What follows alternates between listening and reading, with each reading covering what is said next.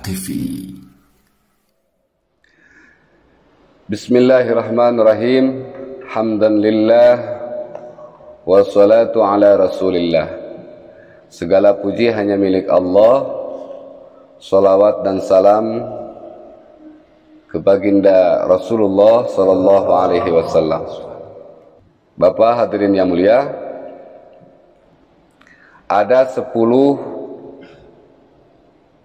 poin yang perlu kita ketahui sebelum kita mendalami satu bidang ilmu. Istilah dalam kitabnya mabadi. Setiap ilmu itu ada mabadi atau pembukaan mengenai ilmu yang akan kita pelajari dan semua yang berhubungan dengan ilmu tersebut.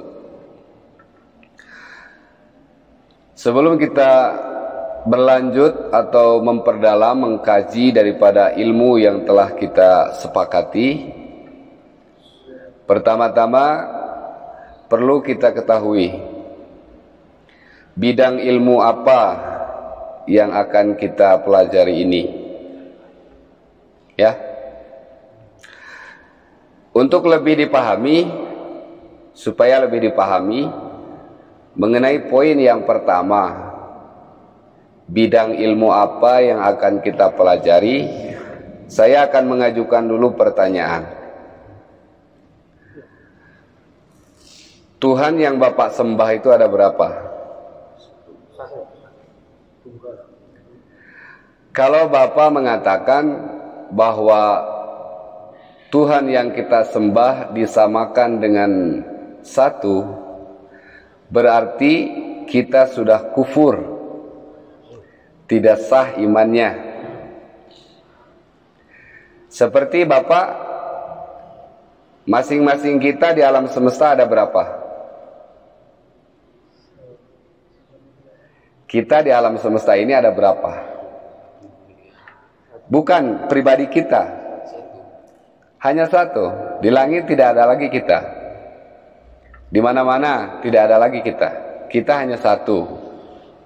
Ya, berarti kalau Tuhan yang kita sembah satu, apa bedanya dengan kita?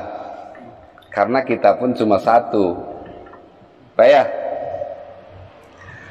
Kenapa satu ini tidak bisa dijadikan bahasa untuk Tuhan yang kita sembah?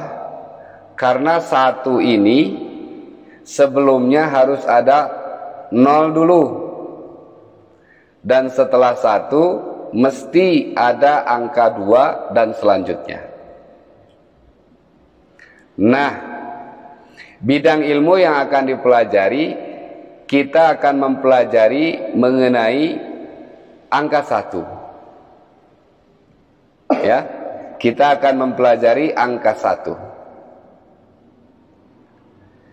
Dan 1 yang akan kita jadikan bahasa untuk keberadaan Tuhan yang kita sembah sebetulnya bukan 1. Karena tidak ada lagi bahasa, maka kita gunakan 1. Kalau untuk di Indonesia, alhamdulillah, ada kata lain daripada 1, yaitu tunggal.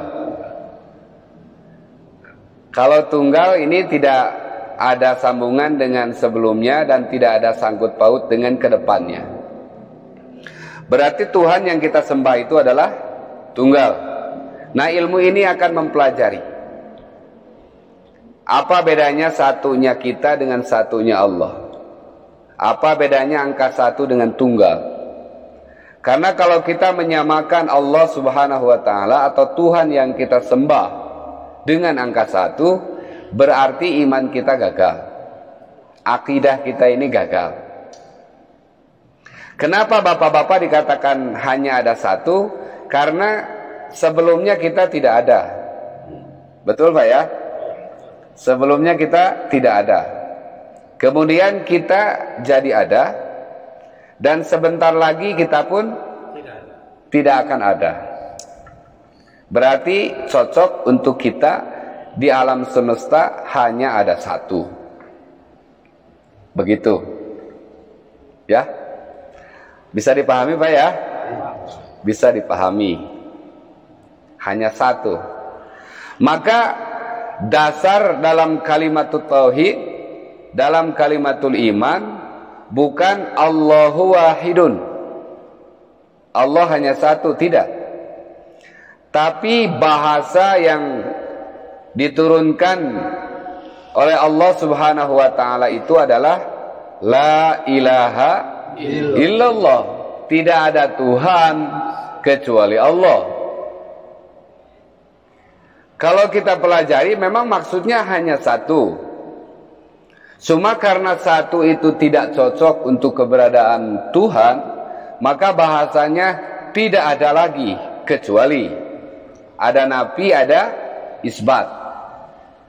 Nah ini Bapak yang mulia, ini sepele sekali. Tapi kalau kita tidak menggunakan ilmu, jangan-jangan ini hasilnya fatal hadirin. Kalau kita tidak punya waktu untuk mempelajari masalah ini, sehingga mengenai tunggalnya Allah Subhanahu wa taala tidak kita kenal dengan ilmu, ini bahaya. Nah, penjelasan ini kita ambil dari redaksinya, referensinya dari kitab Jauharatut Tauhid, Jauhar Tauhid, dan kitab Sanusi, yaitu Syekh Ibrahim Al-Bajuri. Dan juga dikatakan senada dengan yang disampaikan oleh Syekh Ibrahim Al-Bajuri, Syekh Ahmad Al-Dardir juga mengatakan demikian, bahwa ilmu yang akan kita pelajari ini adalah ilmu yang mempelajari angka 1,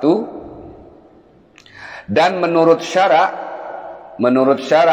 agama, ilmu yang akan dipelajari ini adalah ilmu yang akan menanamkan akidah, mengenal tunggalnya Tuhan, tidak menyamakan dengan makhluk.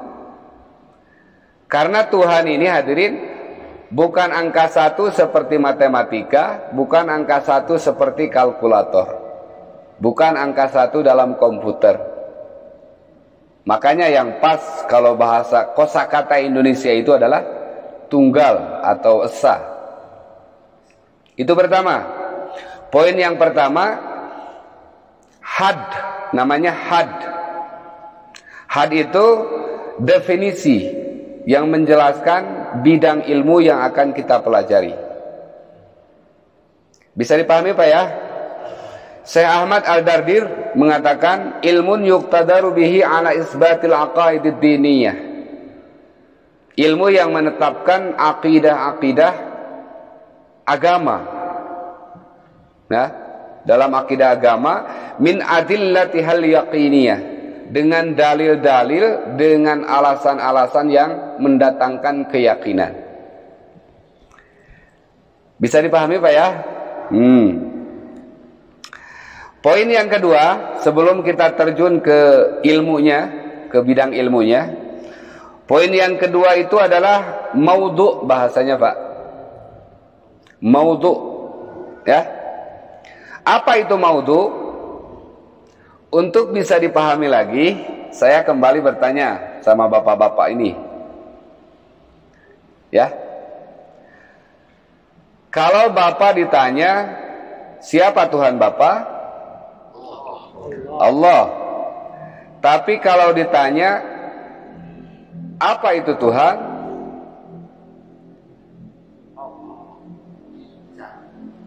Zat. Ya, apa itu Tuhan? Contohnya, siapa yang membuat bola lampu? Alva Edison, gitu kan? Terus bangsa apakah dia? Kan begitu? Seperti itu juga hadirin. Siapa Tuhan kita? Allah. Tapi apa itu Tuhan? Siapa Bapak Presiden kita? Pak Jokowi. Dan apa definisi presiden itu? Kepala negara. Kalau Bapak ditanya apa itu Tuhan? Nah, ini namanya maudhu. Ilmu yang akan berbicara tentang hakikat, hadirat zat Tuhan yang akan kita sembah. Makanya Pak, kalau kita tidak tahu profilnya, tidak tahu zatnya, ya seperti inilah iman kita. Ya, ini namanya maudhu hadirin. Maudhu. Jadi kalau bahasanya, sasaran daripada ilmu yang akan kita pelajari ini adalah zat, sifat, af'al, dan hakikat zat Tuhan yang akan kita sembah. Sehingga kita tidak salah. Di dunia ini banyak sekali yang mempercayai adanya Tuhan. Tapi karena tidak tahu dan tidak jelas, logikanya tidak digunakan, kemudian tidak mengenal hakikat zat dan hadirat Tuhannya itu, sehingga jangan-jangan Tuhan itu salah, Tuhan yang kita sembah itu salah. Begitu Pak? Bisa dipahami Pak ya? Jadi apa maudhunya Pak? Maudhu ilmu yang akan kita pelajari itu adalah hadirat, hakikat, zat Tuhan yang akan kita sembah, sifatnya dan af'alnya. Begitu, ini namanya maudhu, objek daripada ilmu yang akan kita pelajari. Kenapa kita tidak mempelajari? Atau ini bagiannya nanti. Ini bagiannya nanti. Karena ada yang mengatakan tauhid ini dibagi 3. Begitu Pak ya? Tauhid ini dibagi 3. Kalau kita madhab Asy'ariyah tidak. Pelajaran tauhid hanya 1. Cuma dua-duanya juga benar. Tidak ada salahnya. Contohnya seperti ini. Ini kepala kambing, ini perut kambing, ini ekor kambing. 3 bagian. Tapi kalau satu bagian lagi, ini kambing. Yang di dalamnya sudah terkandung, ada ekornya, ada perutnya, ada kepalanya. Itu saja bedanya Pak. Gitu aja kok repot. Ya memang ini yang menjadi perbedaan, perdebatan di mana-mana. Tauhid ada 3 dan tauhid hanya 1. Semua para ahli-ahli ilmu tauhid sepakat bahwa ilmu yang akan kita pelajari ini adalah ilmu tentang ketuhanan. 1 hadiratnya, hakikatnya, zatnya, sifatnya, dan af'alnya. Itu pertama Pak. Yang kedua, untuk lebih paham lagi saya tanya, siapa Nabi yang Bapak ikuti? Apa alasan Bapak percaya bahwa Nabi Muhammad itu adalah Rasul? Apa alasannya?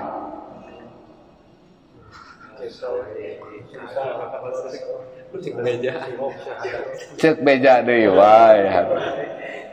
Katanya. Nah, maudhu ilmu tauhid ini mengkaji profil seseorang atau seorang hamba yang menjadi utusan Allah Subhanahu wa taala. Siapa utusan Tuhan itu? Kenapa baginda Muhammad dikatakan utusan Tuhan? Kenapa alasannya itu apa? Sehingga Bapak ini bukan hanya mendengar berita, kamakola katanya, kamakola ecek cenah beca, tapi tahu profil yang sebenarnya, alasan yang sebenarnya, kenapa seorang hamba yang mulia beratasnamakan Muhammad itu adalah utusan Allah. Kalau kita tidak mengkajinya, berarti kita ikut bahwa Nabi Muhammad itu Rasul beralaskan katanya. Pas ditanya siapa baginda Muhammad, menghulang. Ya, kalau mungkin ditanya siapa bapaknya, tahu karena sudah dinyanyikan. Tapi kalau apa alasannya Bapak percaya? Apa Bapak tidak takut kalau kita dibohongi? Barangkali saja seorang hamba yang beratasnamakan Muhammad itu nabi palsu, penyihir, pembohong. Bisa saja Bapak, kalau menurut akal itu bisa saja. Tapi kenapa kita ikuti? Apa kita mau celaka Pak? Tidak. Nah, ini kan konteksnya saya berbicara atas nama dalil akli. Kalau yakin sudah, kita sudah yakin. Ya, walaupun hanya baru katanya. Kalau istilah Sunda mengatakan ngaco dulu, terus ngaca, baru ngaji. Sekarang ngaco dulu. Bapak sedang ngaco sekarang. Kenapa? Karena ditanya apa itu Tuhan, belum tahu. Walaupun Tuhannya tahu. Ditanya siapa Tuhan, tahu, alhamdulillah Allah. Tapi ketika ditanya apa itu Tuhan, Bapak belum bisa menjawab. Terus ketika ditanya apa alasan Bapak meyakini bahwa baginda Muhammad itu adalah Rasul, belum bisa menjawab lagi. Berarti kita sedang ngaco. Kaburu beak umur wa euy. Yang selanjutnya, poin yang ketiga, yaitu samroh atau buah dari ilmu yang kita pelajari ini. Apa hasilnya dari ilmu yang akan kita perdalam ini? Begitu maksudnya. Nah, hasil daripada ilmu yang akan kita dalami ini adalah ma'rifatullah. Mengenal Allah, mengenal Tuhan. Nah, dalam hal ini Bapak perlu diketahui, ada tahu, ada kenal. Pak ya? Ada tahu, ada kenal. Kira-kira menurut Bapak keutamaan kalau kita kenal itu apa? Peribahasa aja yang sering kita dengar. Tak kenal makanya tak sayang, makanya tak dekat. Tak dekat makanya tidak perhatian. Begitu kan? Seperti itulah. Kita tahu Thomas Alva Edison dari mana? Dari buku bahwa dia ini yang menciptakan bola lampu. Tapi sama sekali kita tidak kenal. Jangankan lebih jauh dalam kisah hidupnya, profilnya saja kita tidak pernah baca. Betul ya? Apa dampaknya? Pernahkah Bapak begitu melihat bola lampu langsung teringat jasanya, sehingga minimal ada doa yang kita layangkan? Kenapa demikian? Kenapa tidak pernah melihat bola lampu langsung mengingat Thomas Alva Edison? Karena tidak kenal. Coba kalau kita kenal profilnya, minimal ada satu kisah hidupnya yang menyentuh hati kita. Pasti melihat bola lampu itu mengingat Thomas. Bisa dipahami Pak? Ini bedanya tahu dan kenal. Seperti itulah kepada Allah Subhanahu wa ta'ala. Kita tahu bahwa yang menciptakan langit dan bumi itu adalah Tuhan Allah. Tapi karena kita tidak pernah mengkaji dengan sungguh-sungguh, menggunakan akal kita, meluangkan waktu kita, karena sibuk dengan dunia kita, akhirnya tidak ada waktu untuk mempelajarinya. Akhirnya kita tidak kenal profilnya. Tadi ditanya Tuhan itu apa, kita belum bisa bayangkan apa jawabannya. Begitu hadirin. Sehingga pernahkah Bapak, mungkin pernah ya, mungkin pernah, tapi ini kali-kali, begitu melihat matahari langsung teringat Allah? Mungkin pernah, tapi ini jarang sekali.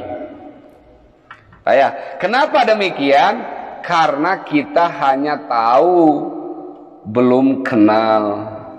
Ma'limah karena banyak mendengar, bukan ma'rifat karena kita kenal dan mengkaji. Karena kita sengaja mempelajarinya, akhirnya kita kenal. Begitu. Kalau untuk tahu saja kita banyak mendengar, Pak, bahwa Tuhan yang menciptakan alam semesta ini. Cukup tahu saja. Tidak mau kenal lebih jauh lagi. Nah, inilah, Pak, buah daripada ilmu yang akan kita pelajari itu adalah ma'rifatullah. Kenal kepada Allah.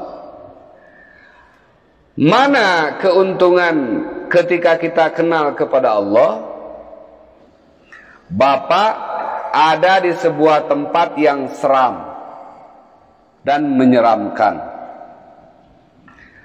Mata kita tidak melihat adanya hantu, telinga kita tidak mendengar adanya hantu, tangan kita tidak menyentuh adanya hantu, tapi kenapa tempat itu membuat reaksi dalam hati dan membuat reaksi dalam tubuh kita? Bulu kuduk kita berdiri. Kenapa? Karena merasakan keberadaan hantu.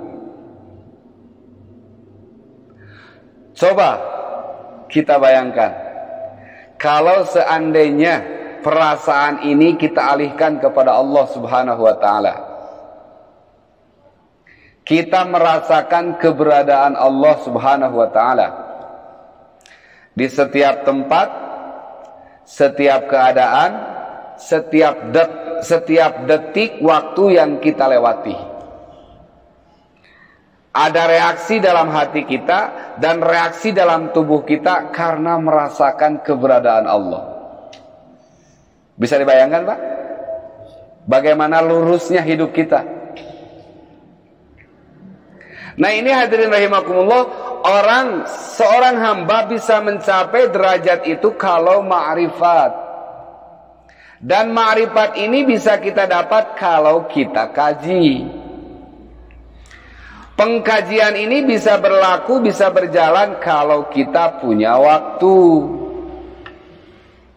dan siap berkorban untuk talabul ilmi. Nah, maka perlu kita bersyukur kepada Allah Subhanahu wa taala bahwasanya saat ini kita dihadirkan untuk mengkaji ilmu tentang ketuhanan. Bisa dipahami, Pak, ya? Nah, pertama had, yang kedua maudhu, yang ketiga samroh, buah hasil dari ilmu yang kita kaji. Yang keempatnya nama, supaya tidak apa baliut.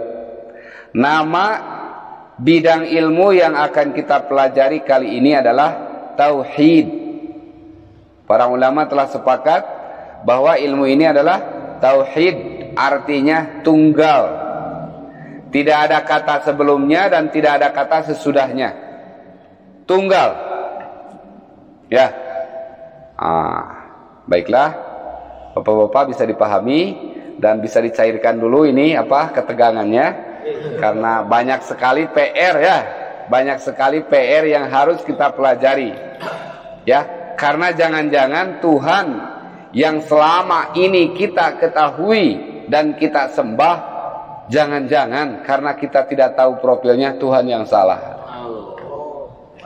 Tuhan yang hanya katanya, Tuhan yang hanya berita. Kalau bahasa Sunda mengatakan kamakola cenah ecek beja. Bayangkan Bapak sholat kalau kita menyembah zat yang hanya katanya saja. Katanya di Gunung Guntur itu ada si Anu. Bisa percaya, bisa tidak. Dan tidak akan menimbulkan reaksi, ya. Praning oge beja. Ya, betul tidak, Pak, ya? Nah, kenapa hari ini kita tidak ada reaksi berharap sepenuhnya kepada Allah, takut sepenuhnya kepada Allah? Karena mungkin hanya katanya.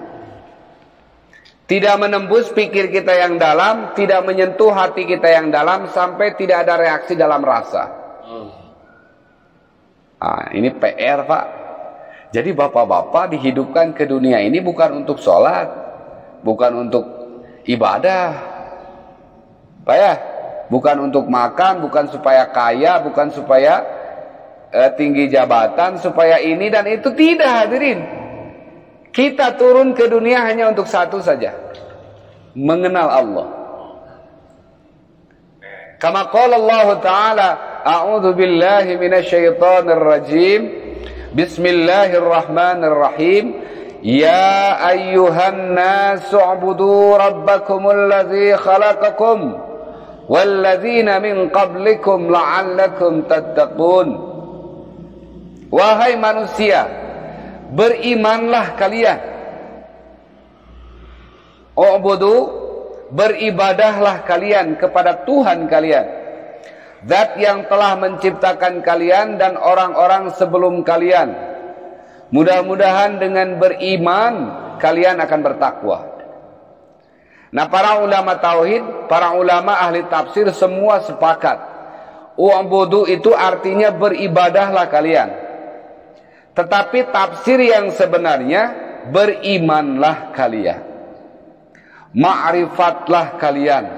Kenalilah oleh kalian Tuhan kalian.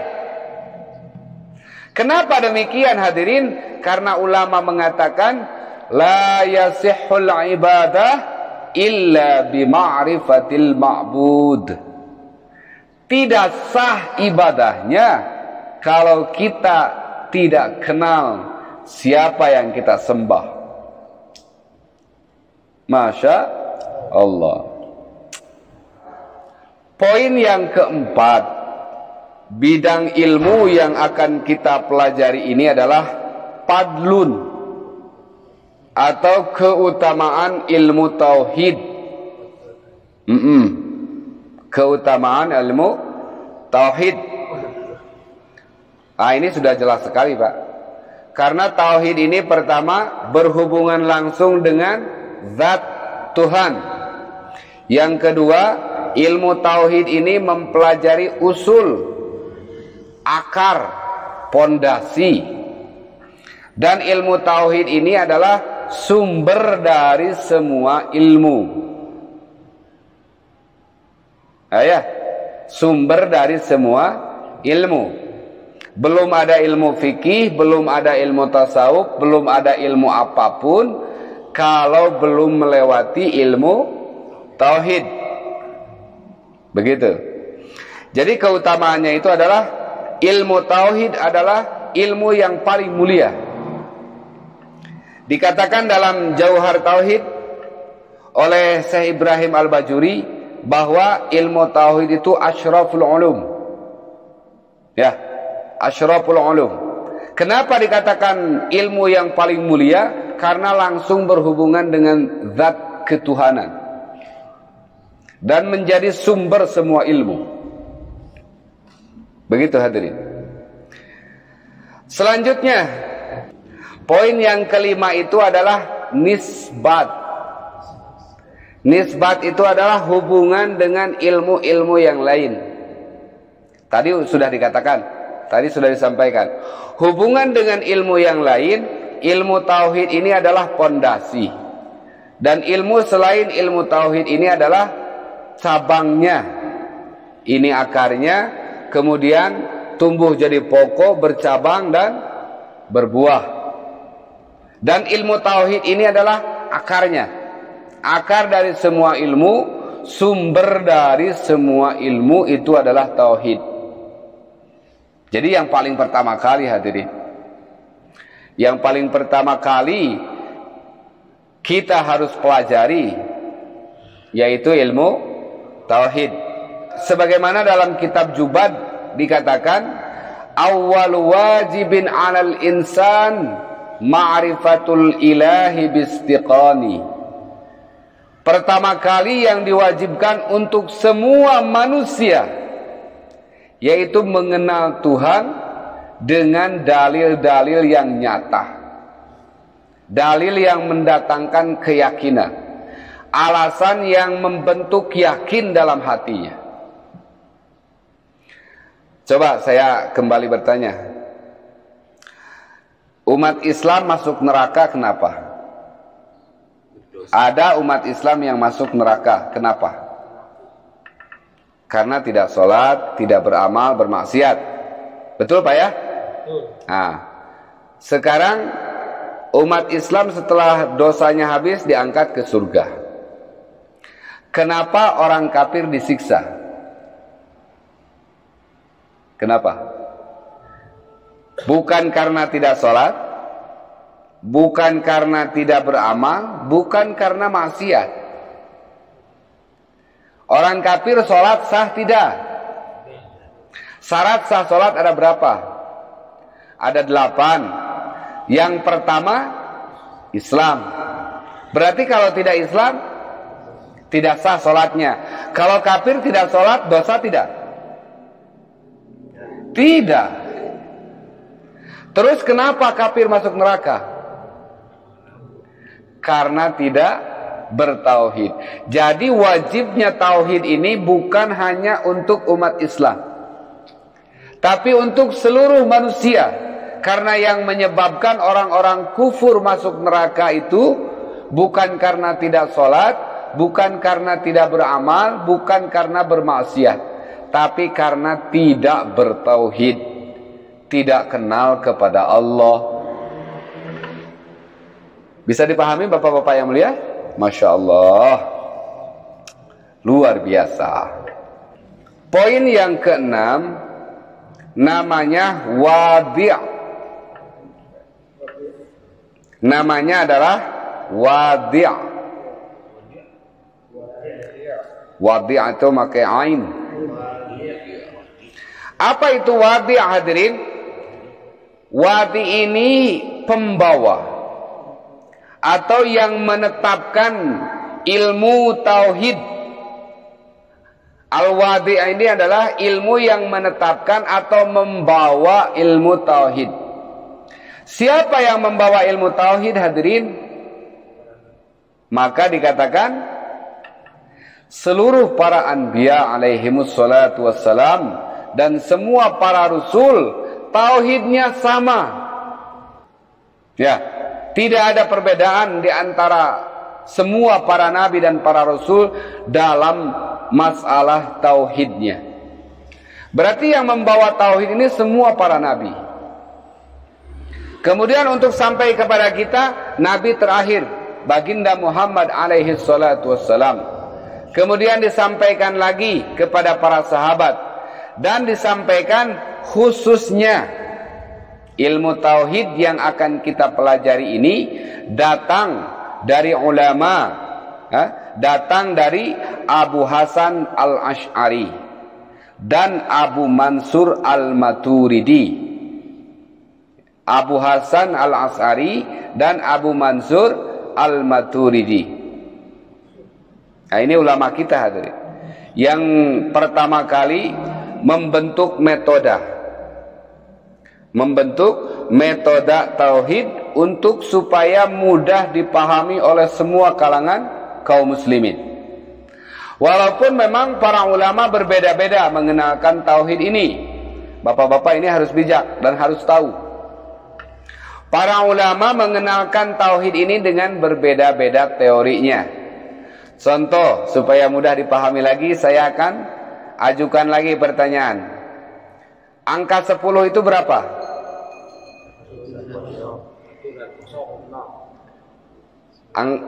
Dua angka. Kalau itu angkanya.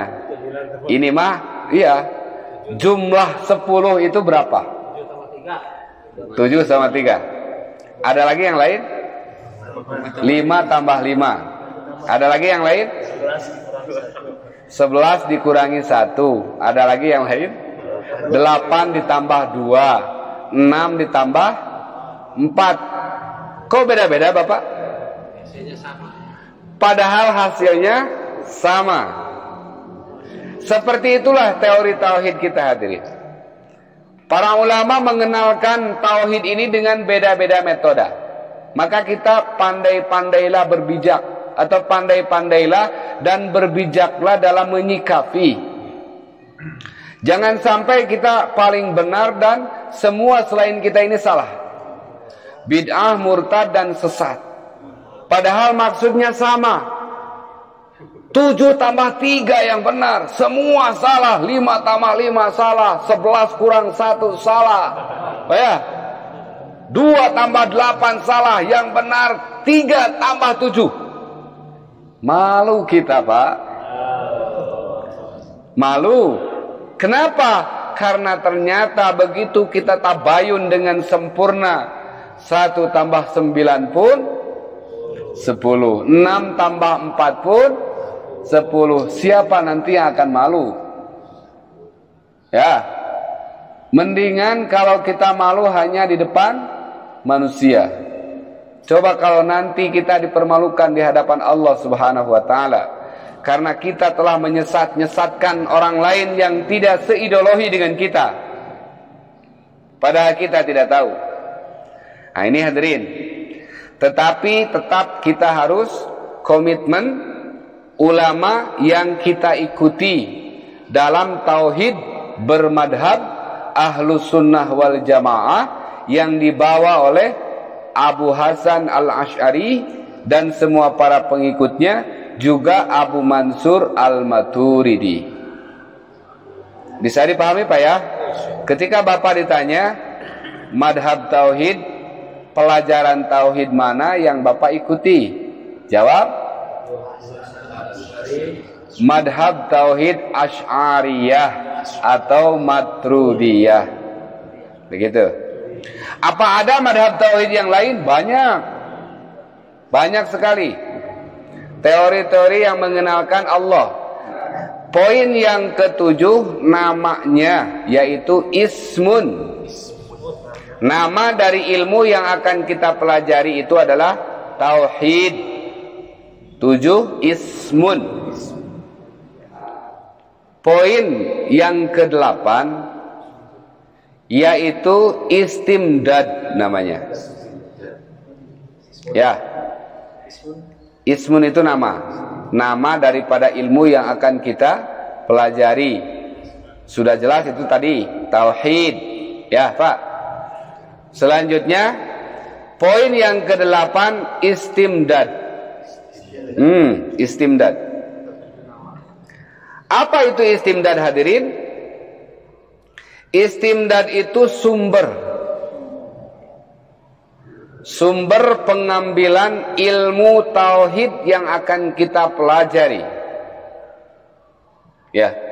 Sumber dan yang perlu kita siapkan untuk mempelajarinya. Begitu. Nah, perlu Bapak hadirin silakan diperhatikan lagi. Ini sepele, tapi kembali kalau salah fatal. Ya. Dalam masalah tauhid, dalam masalah akidah, yang paling dikedepankan yaitu dalil akli. Bahasa kitanya logika. Harus bisa diterima oleh logika. Logis yang kita yakini.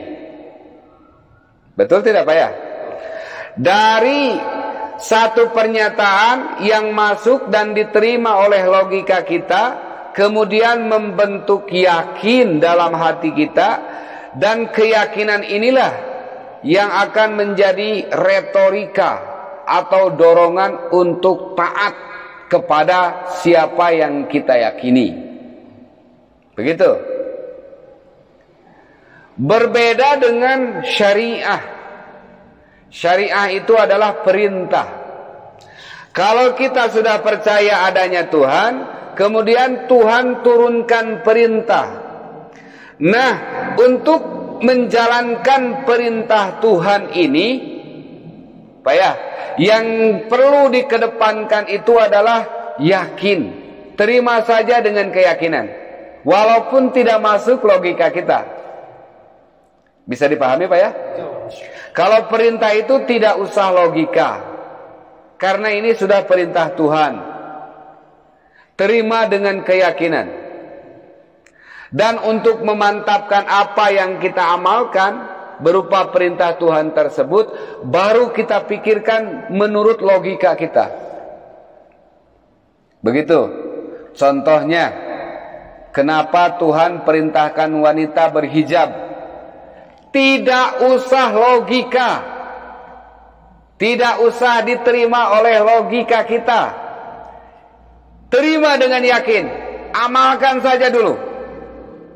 Begitu.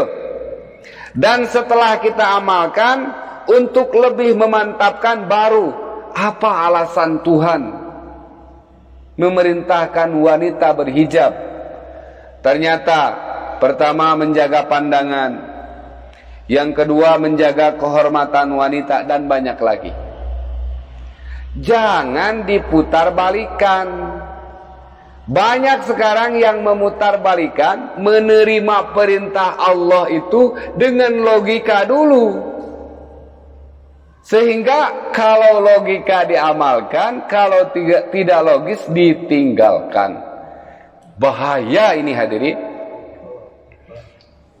Sekarang banyak Pak ya masalah hijab, apalagi ilmunya tinggi, akidahnya kuat, agamanya kuat, tapi menerima perintah dengan logika. Ya, kita mah tidak menyindir siapapun. Tidak bermaksud sindir ini dan sindir itu. Yang jelas akidah Asy'ariyah, tauhid menurut ahlu sunnah wal jamaah, kalau mengenal Tuhan jangan dulu dengan yakin karena mendengarkan berita katanya. Tauhid dan Tuhan ini harus logika, dalil akli. Kalau belum logis Bapak tidak usah yakin. Cari dulu dengan akal kita. Kalau belum ketemu dengan akal kita, jangan dulu ada yakin. Jangan dulu percaya. Begitu, ini mengenai akidah. Tapi kalau Bapak sudah yakin, sudah ketemu, akal kita sudah bertemu dengan Tuhan, kemudian Tuhan turunkan perintah, terima dengan yakin. Logika atau tidak. Nah, hari ini hadirin, kelemahan umat Islam di saat ini, kita percaya berlandaskan katanya, baru berita. Padahal kalau logikanya ditanya, logis tidak adanya Tuhan. Jangankan ditanya nanti oleh mungkar dan nakir, Bapak silahkan berdebat saja dengan ilmuwan yang ateis. Kita percaya ada Tuhan, mereka para ilmuwan yang belum percaya adanya Tuhan. Silakan berbicara. Siapa nanti yang kalah? Teori siapa yang akan kalah? Kalau bapak-bapak kalah dengan pemikiran ateis, berarti Tuhan yang kita yakini baru katanya. Karena dilogiskan oleh para ateis, ternyata kita kalah, belum terpikir ke sana. Kenapa kenapa Tuhan belum terpikir? Akal kita belum sampai ke sana. Kembali karena tidak punya waktu untuk mengkajinya. Makanya dosa paling besar itu ya tidak thalabul ilmi hadirin. Begitu. Yang selanjutnya hadirin, poin yang ke-9, hukum. Tadi sudah disampaikan Pak ya kalau hukumnya. Kenapa orang kafir disiksa oleh Allah Subhanahu wa taala? Bukan karena tidak sholat dan tidak beramal. Orang kafir masuk neraka karena tidak bertauhid. Berarti hukum ilmu tauhid ini fardu ain, wajib, bukan hanya pada umat Islam. Tauhid ini wajib untuk seluruh umat manusia. Karena manusia diazab itu karena tidak bertauhid. Fardu ain hadirin. Ya, kalau fardu ain ini wajib setiap individu. Nah, begitu. Tadi istimdad udah ya? Belum. Oh, istimdad udah. Jadi ada penambahan. Ada penambahan dalam istimdad. Pengambilan ilmu tauhid ini paling pertama dari dalil akli berdasarkan logika dan dikuatkan dengan dalil nakli. Pak ya? dikuatkan dengan dalil nakli. Apa itu dalil nakli? Dalil yang bersumberkan wahyu, yaitu Al-Quran, Alkitab. Dalil akli dan dalil nakli, begitu. Tapi tetap untuk tauhid harus dikedepankan logika dulu, dalil akli. Yang kesembilan, poin yang kesembilan, hukum mengkaji ilmu tauhid ini wajib dan fardu ain untuk seluruh umat manusia, bukan hanya untuk umat Islam. Yang kesepuluh, masalah ilmu tauhid. Jadi masalah dalam ilmu tauhid membahas dan menetapkan sifat yang wajib di Allah, wajib di Rasul, mustahil di Allah dan mustahil di Rasul. Sudah paham Pak ya? Bisa dipahami insyaallah? Masya Allah. La haula wala quwata illa billahil aliyil azim. Itu saja Pak, 10 poin untuk pembukaan pada kesempatan ini. 10 poin mabadi ilmu tauhid telah disampaikan. Dan untuk saudara di mana saja Anda berada, mungkin kita sama-sama belajar mengkaji ilmu tauhid secara mendasar. Bukan berarti kita lebih paham, lebih tahu, tapi untuk saling mengingatkan. Marilah kita sama-sama kembali bergairah mengkaji, mengasah akal kita untuk lebih dekat kepada Allah Subhanahu wa taala. Untuk siapa saja yang menilai bahwa kajian ini bermanfaat, silahkan subscribe apa ya? Subscribe, like, komen, dan di-share sebanyak-banyaknya. Semoga bermanfaat. Ya, subhanakallahumma wa bihamdika asyhadu an la ilaha illa anta astaghfiruka wa atubu ilaik. Assalamualaikum warahmatullahi wabarakatuh. Takaza TV.